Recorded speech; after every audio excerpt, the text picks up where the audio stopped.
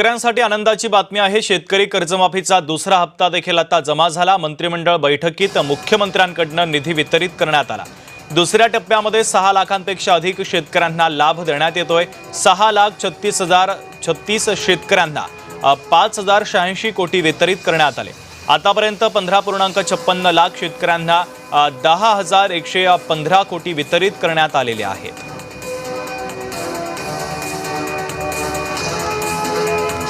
2 टप्पे मिळून 12,56,000 शेतकऱ्यांना आता कर्जमाफी मिळाली आहे आणि 10,115 कोटी रुपये हे शेतकऱ्यांच्या खात्यामध्ये गेले आहेत।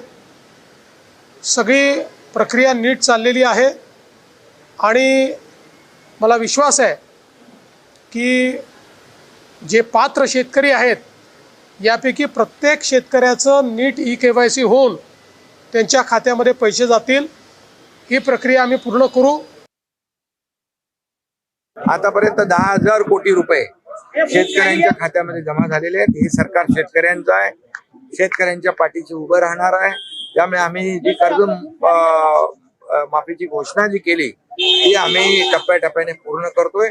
आम्ही दिलेला शब्द पाळणारं महायुती सरकार आहे आणि म्हणून आम्ही नेहमीच सांगतो की महाराष्ट्राच्या तिजोरीवर पहिला अधिकार बळीराजाचा आहे आणि म्हणून बळीराजाच्या मागं उभं राहण्याचं काम आमचं सरकार करतं।